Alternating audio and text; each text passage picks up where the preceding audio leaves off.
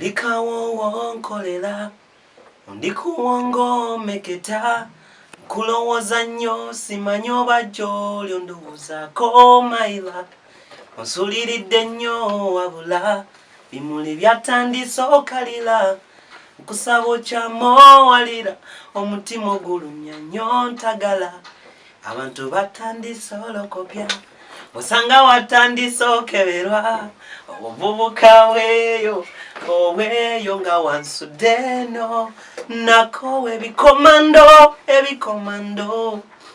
Okay, bulungi nkwanizaako nnyo ku megatronmedia nga bulijjo muzere megatron is my name era nga gamantino obeera nga osubscribinga likinga ate obeerenga osharinga. Olunaku olwaleero nina the guy from Jinja mukulu Victor Rose bwetyo tugenda obeera nga tutambulira ddala bulungi nnyo olunaku nno olwaleero. Victor Rose buuza ku bantu.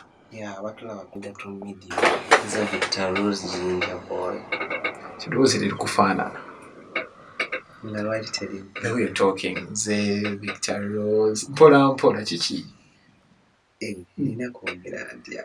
Tekamu amaanyi musajja. Anti siri mukubi waraga muffin. Okay. Yes, that is Victor Rose for you. Mpozo waiter, Ginger Boy. Yeah. Lwaki?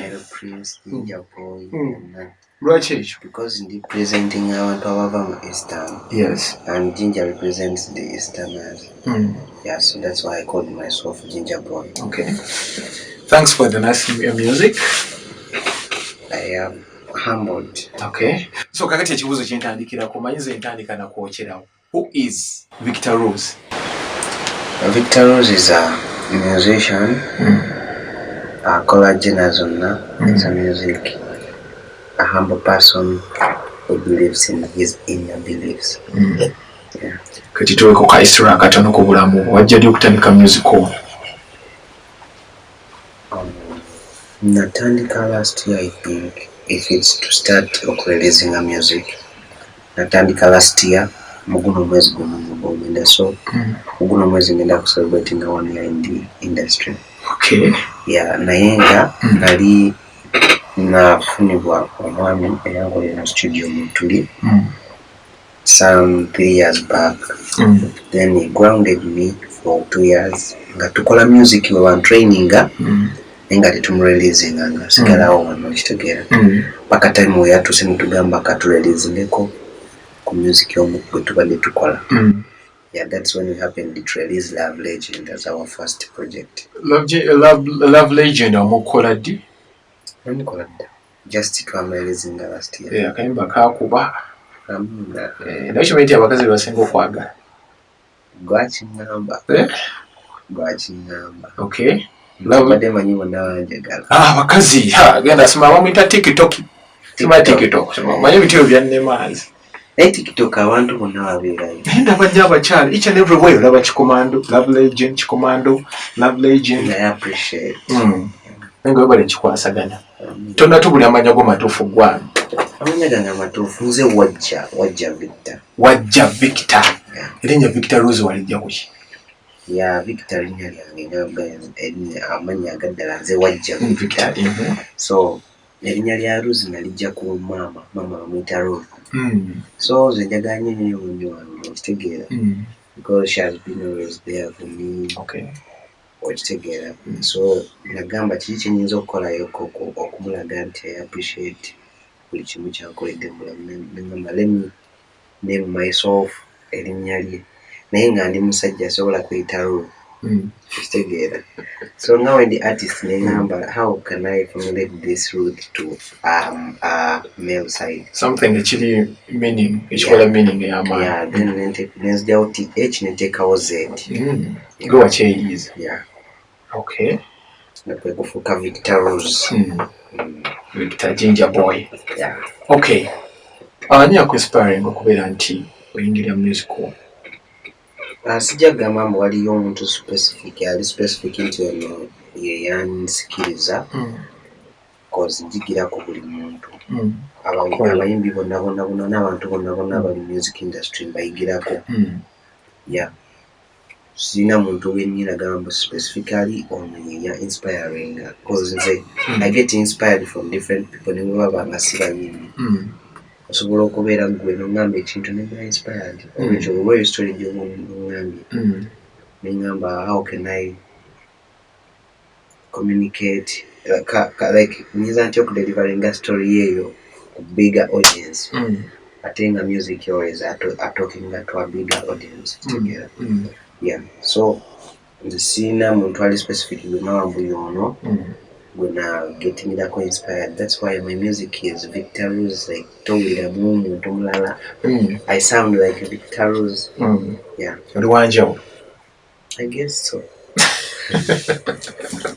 okay tukyatambula ddala ne Victor Rose bwekyo tutambula mpola mpola ebaffe asebya ku papa Victor lwaki mbanye nyimba z'omukwano yeah mbanye nyimba z'omukwano because love is defining bafina kasitolera ng'olimulamu nga tolina love then it means oli mufu atambula yeah because love kuva ku muntu ku mwana omuto eyakazaalibwa paka ku mukadde akomyeyo natuba n'okwagala so nyimba ku kintu kyemanyi nti kiri nti fact eri nti buli muntu abeerako awo n'abeera mulamu kitegeera that's why music wange tasosola mu myaka sanga akaana kato nga kawumba osanga omukadde nga muwuliriza osanga abavubuka abato ku myaka gyaffe nga liho bamuwuliriza so kakati kasooke kere ku project ya Love Legend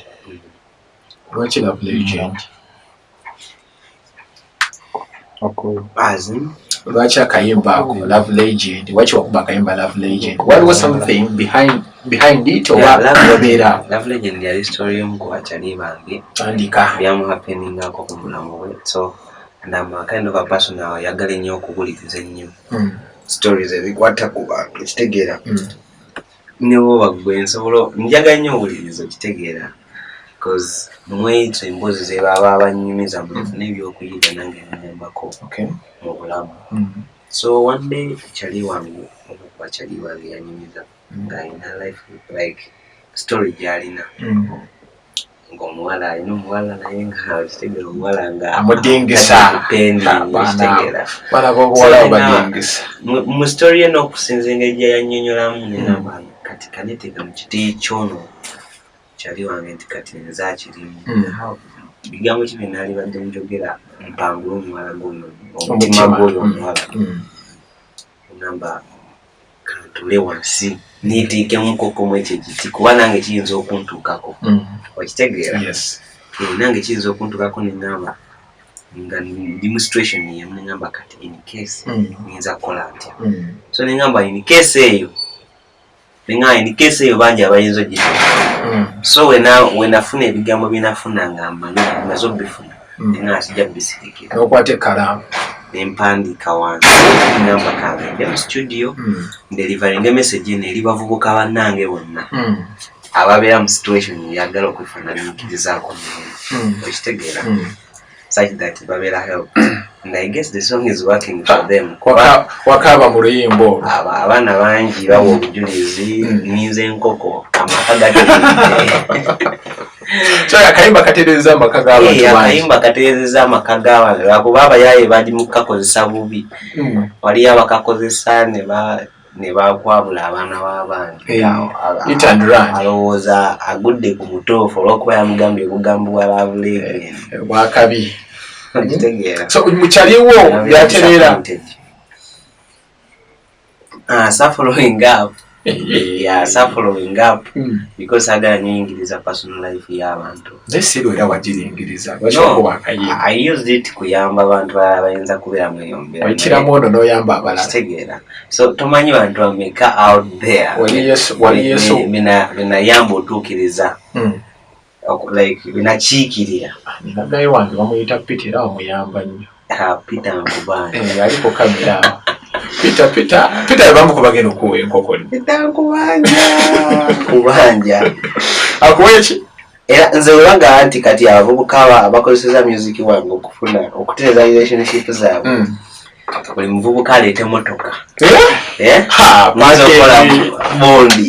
nkola bondi abantu mmwe muli mu kweyagala beyagalira ku nnyimba zo batiisatiisa ekyo nange nkyebaliza Katonda nti nasobola okukola ekintu ekyali kiyamba abantu. So wafiringa how nga project yo eno eya Love Legend? Nafiringa first yali surprise omi nakola ekintu nga ninga kikola just for just then the just for just statement netaninga big kitegeera nti nange byatukana ebintabukako nga ndaba people are appreciating abantu bagamba this is awesome omuntu akusinga omanyi omuntu akusinga emyaka nga 2 kujja nakugamba walowoozezza okitegeera it means something big in your life. So how do you feel nga otambudde n'osanga nga each and everywhere akayimba kukatambula bakayimba buli kimu nkyebaliza weebaliza Katonda kuba bangi abafeelinga okukimakinga in life but my first project yokuba ya working out like that buli wensanga omuntu awuliriza akayimba kuba buli wemputa awantu ona nempulira ebizinda lushi webaza webala Katonda kama oli w'amaanyi mpa n'obulala n'obulala nga bugumya emitima. Buyinza okuba nga tewuli kukugumya mutima naye nga buli kukusanyusa mutima nga buli mu kukuwa ssuubi kitegeera. Yes, bwekyo no tukyatambula ddala ne Victor Rose akayimba Love Legend ayagala nte ayagala nkoko ayagala mmotoka Peter bakubanja n'abantu abalala bakyababanja tugenda ku kikomando project yefuuse yetabbu each and everywhere waliwo tikitaka oponye akantu awo zisekategeera bulungi abaana bayimba Love Legend najjamu ne bajjamu obuleega ne bajja each and everywhere legacy namulaba nze mbalina ojja campaign project ye ojja campaign zakonda mwana gwe yagala abeyambudde nyata yagala kulaba ku omanyi gwe kisinzira olabyani omuntu okweyambulira ku luyimba lwe kitegeeza oba w'amaanyi kitegeeza wakukwatirako nga muli babiri bwemuki akutuusa kugombolola. Project y'ekikomando project y'ekikomando oluyimba olusooka otunnyonnyolemu. oluyimba olwongera kwebaza Mukama Katonda kuba kyetwasuubira kyetwali tusuubira si kyekimu kiri feedback tulifuna because oluyimba twalireleasinga nga tumanyi byareleasinga feel song that will keep us okuyita mu period ya corona mu period ya corona twali tumanyi twalizinze project egenda okutuyisa mu period ya corona kabafani baffe balemera kutudimandinga then analwo oluyimba abantu ne baluresivinga bulungi feedback is positive body one like we're not having any negative comment on that project nti twabadde mu media tour ngeze jinja mwakobe jinja tata basheshe twatusenga kikomando abantu bayagadde kikomando like it's the most like we project yange eri single kuba mu bantu sawa. Yes true so nebaza bwebazama Katonda kwanze byange byonna Mukama siddogo kuba tukola ebintu nga tetuli pulaninze ffe tuplaningire bafaani ffe tuwa bafaani bo be basalawo munaye olw'amanyiga Mukama amaanyi kitegeera Mukama yalina amaanyi bafaani so I just to give gratitude to the Almighty. And the secret behind Chikomando song? As in Bondi waliyo ekintu ekiri amabega w'ekikomando ga Legend wa mungambi nti ekikomando cause soko bayimbiremu then after tugire away olikawo wonkolera ndikuwongo meketa kulowooza nnyo simanyi oba gy'oli ondowoozaako maila onsuliridde nnyo wabula bimuli byatandise okalira nkusaba okyamowalira omutima ogulumya nnyo ntagala abantu batandise olokopya osanga watandise okeberwa obuvubuka bweyo obweyo nga wansudeno nako ebikomando beautiful jama kayimba kali each and everywhere. Yeah, ola oluyimba story jinyizo gamba. Nali ne chali wange era still chali yomo obono mula yomoyo sajjanga yine girlfriend we kasi yine girlfriend we kasi in fact yali kesi sijja kulimba kesi yali ni mama omwana waffe fumitembozi ya kati bali mu park nga tugenze kuwumulamu naye nga ye ali ni girlfriend we nga nze sirina ali ni mama okitegeera kati so they were seated somewhere nga bali mu love kitegeera kati nze nga nawe ntudde mu byange nga wotera okusirika nina ya nga sirisawo omanyi nze ntambula nnyo n'ekitabo kyange buli muntu wakalamu ya kati situation eno nga nemba tunuulira nga bali mu love nga nze nzekka ati kyenyinza okuwandiika saawa zinene mbale myuso imagine I'm having a girlfriend naitaliyo wano okitegeera wakola literature natanga okubeeramu mu lecture zaabwe naye nga sibeera saali student wa literature naye nga Luganda in fact n'Oluganda z'okuluyiga naluyigira ku ssomero I just used it to be mu class za Luganda naye nga sisoma Luganda naye nga just mbeera mu kuyiga just kufunako extra mind. Okay. So ne literature ekyo atenga kikuyambi. Yeah. So ekitabo olunaku ne imagining because for me I use sometimes imaginative composition. Ne imagining nga now I'm having also babe naye bwe tubadde tujja ano kati oyise n'agaana okitegeera kati eyo maybe okumuyita n'agaana kiyinza kuba nga kivudde kuki walina okuba nga abaddewo rangozi okitegeera. Yes. Yeah. So ngamba kati ka imagining neteeka mu kiti ky'oyo omuntu ayinza okuba mu situation. That's when I happened to write that song that day. Nawandika oluyimba ne lugwa. Yeah. In whole watch olowooza ku kikomando.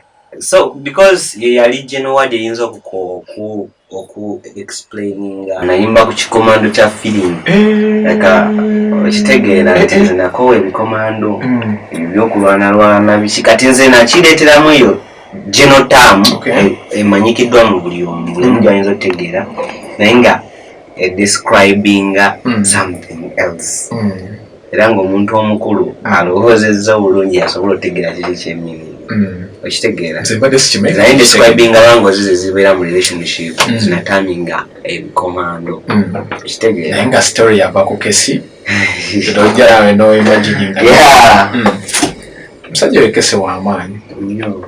So kakati weraba omyaka ng'etaano mu maaso mu myaka 5 mu maaso nsaba Mukama abeere nga nsobozesa waba nga nsobozesezza nsaba Mukama bambi mbeere nga nsobola okustaginga concert anyway ne wabawa naye ng'esobola okutuuza abantu emitwalo ng'esatu tatubya gwe kakyomero according to me. Okay. Yeah. Olwo gavumenti kyereeta teeka lino oba tonnafulumya luyimba olina olutwala ewa kesi omukugu n'alutunula mulaga kino ekigambo wataddewo kikomando naye weetaagawo kigambo kungufu tuteekawo kikomando nga ye omukugu yalina okugamba nti teekawo kino teekawo kino teekawo kino noba tonakola concert olina sooka genda mu bekikwatako ne bakuwa za provo ne bagamba yes concert gyeri oshegere. So etookere gavumenti lyereta olyogerako ki kyaffectinga mukiyinza okuaffectinga art. How? Like kwa buli muntu abeera ne art we ali personal nga gwe wenaakuleeta gwe ali kale gwe bayita professional kitegeera nga ngenda kuleetera gwe art wange receiving in a negative way mu ngeri etali ntuufu okitegeera naye ng'ate nze wenaali deliverance oyo art wange eri bafaani bajja mutegeera mu ngeri ginaalyagadde bamutegeeremu okitegeera. So waliwo eyo space gye baba bajjeewo nti ffe tetujja sobola kwekolera bintu biva ku mitima gyaffe sebo nina kukola ndeete ng'osooka oyiseemu muganda wange singa webityo webyali ne mu nsi endala kitegeeza ennyimba nyingi twalibadde tetulina ate zibadde successful projects nyingi ezifulumye nga tunawe oyinza okunoonya oluyimba lyrics kyebitegeeza naye nga tobitegeera naye ng'ate oluyimba lwakola okitegeera so entertainment tugijjeemu ebintu by'okugamba mbu kutegeerera bafaani okitegeera ko gwe tosobola kumanya kiyenda kunsanyusa so oyinza okugamba gwe kyoyo oyinza okiwulira gwe n'ogamba mbu tejja nnyumira faani wange ng'ate nze mmanyi faani wange ekyo kyaki bafaani bo kye beetaaga so nze eyo ideas buying. Okay, government erina okubeera nti yeddako mu nsonga eyo abembi bembadde nako ab'enjawulo kozi gundi nali naye nayagigaana Chosen Becky we nali ne Angela nabo bangi bagigaanye so nina ekibuuzo naye kino onaakiddamu nkolagana kijja olina ne gundi n'omwana Tendo Vivian tuli bayimbi tuli bakyali kyendalaba nga bavayo bagamba mwana gwa mulimu nenga Victor ng'alinnye eddaala taata okumubeeramu ntya nga gwebbaogende muninkini Vivian tuli bakyali we are just friends nga wendikyaliwo omuntu omulala yonna ne Vivian naye kyali wange ate faani wange nange faani sabadde babyogera obagobye nze sibimanyi muyimbi kyasinga okuyimbira omukyala omukyala mu Uganda nga ntunulidde byonna from character to music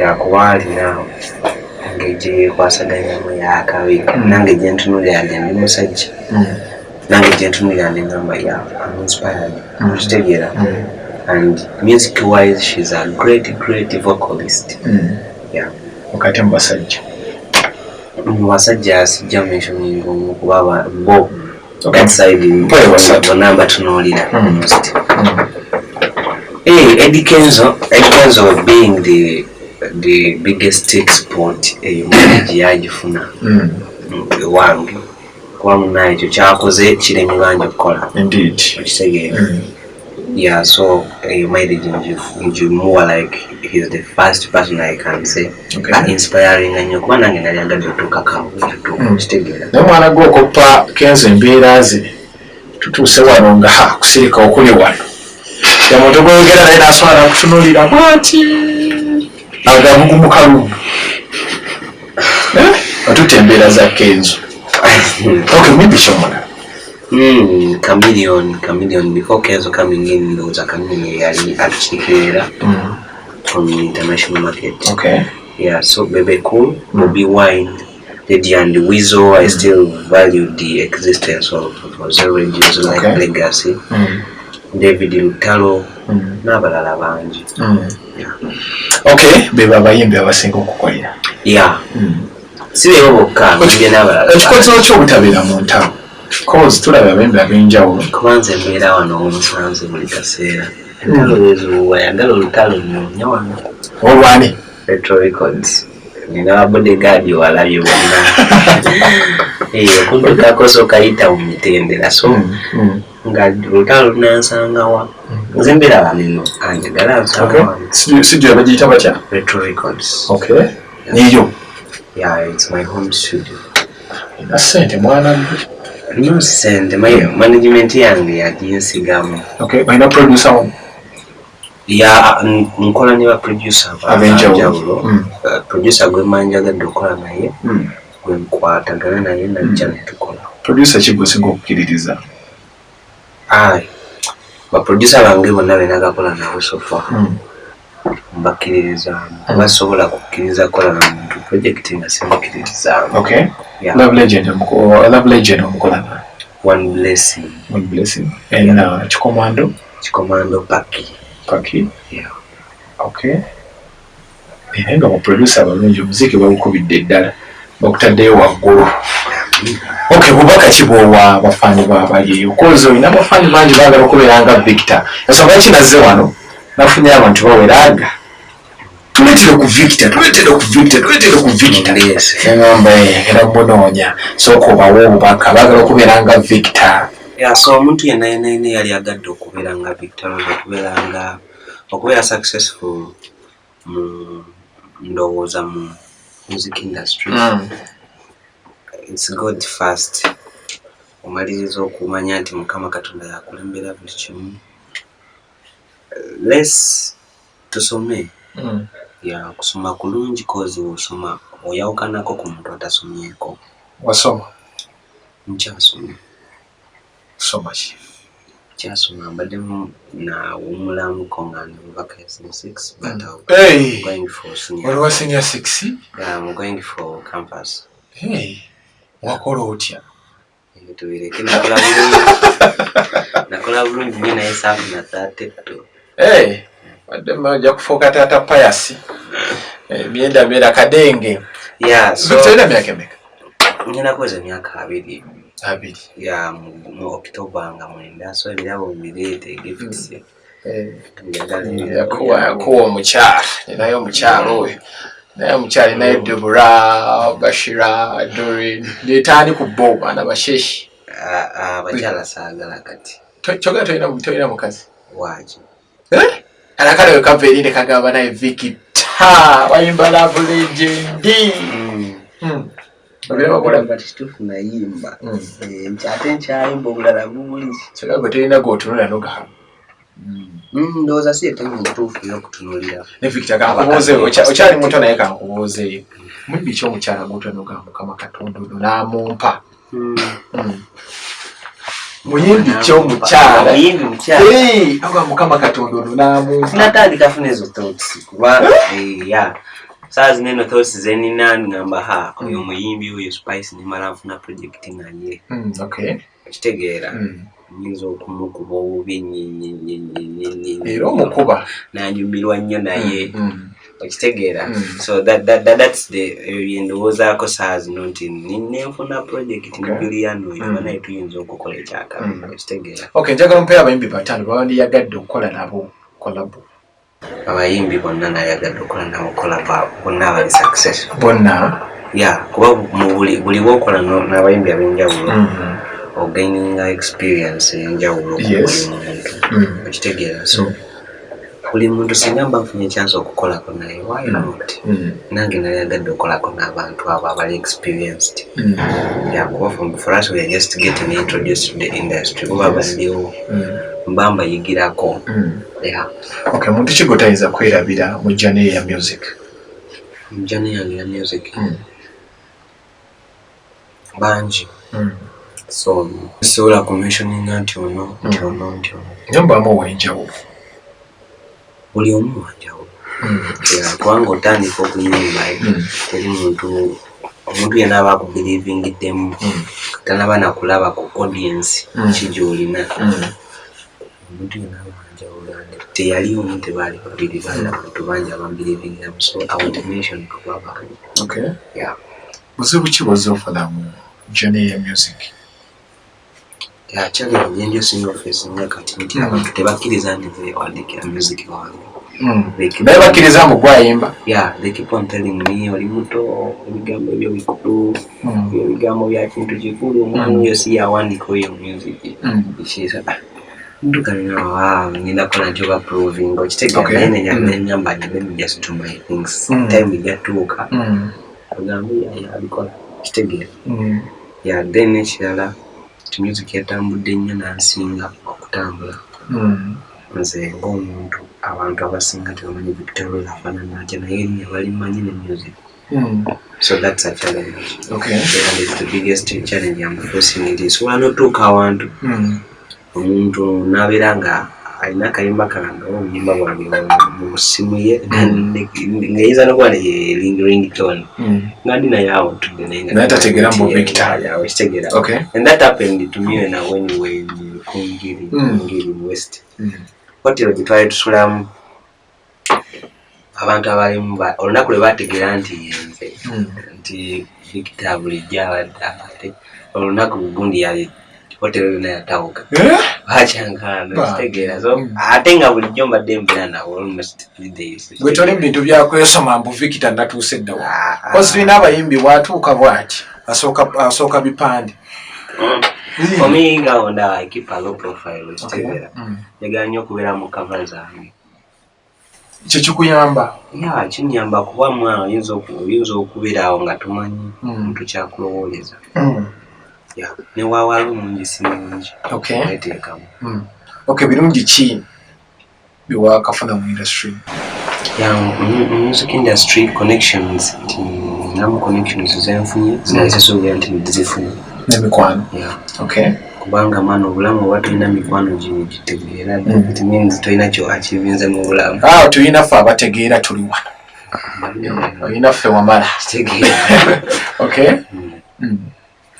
so kibuuzo ekisembayo kyekimu bintu ki manyi muyita aba celebrity bintu ki mwe bimukola nga naawe gwe wennyini bikunyiiza nga nange mbikola no abayimbi banno bye bakola bayimbi bannange naye nga naawe bikunyiiza nze kintu kyekisinga okunyiiza kiri kimu mu music industry yaffe like specifically Uganda music industry abayimbi baba nnyo ku mulamba gw'okuyimbira abantu ne batunula nnyo business side for them agenda oyingira mu studio nga yetatunulidde kyagenda delivering eri muntu nga atunulidde funa sente ayimba oluyimba nga lugenda kubeerako question marks naye nga yetafuddeeyo kasita abeera nga akoze kinamufundisa okitegeera nti ekyo kyekiri okutwafectinga kyekituyetedde abasajja bali okutuyitako badayamondi bandeabayayi owuliriza muziki waabwe ng'owulira bulungi bye bayimba musagana wange bayimba sense okitegeera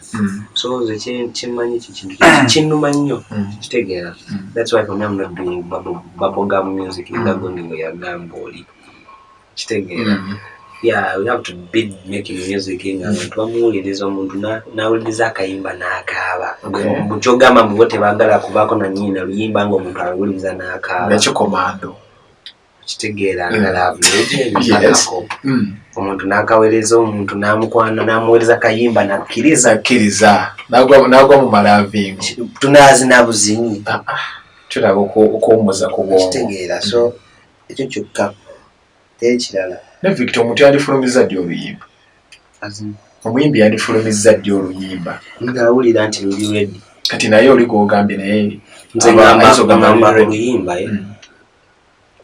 olina kululedizinga nga naawe owulira luli ready tubeera pressurized embusi mboba amangi abafaanyi abo balaba newe bakubanja batya si be balina okusalirawo nti kati tuwe kubanga bwe banaakusalirawo nti tuwe nobadelivalinga ekyekisibe siri bagenda kigoba kugambye era kasitiru tuwongere bategeera ate bajanjinga bategeera so olina okwesotinga you personally nomanya ndi muyimbi nyimbire no audience yeetaaga kino is it ready yes it's ready then when it release nti kati saawa zinene werelizinga bafaani bange bajja kukyesiginga bulungi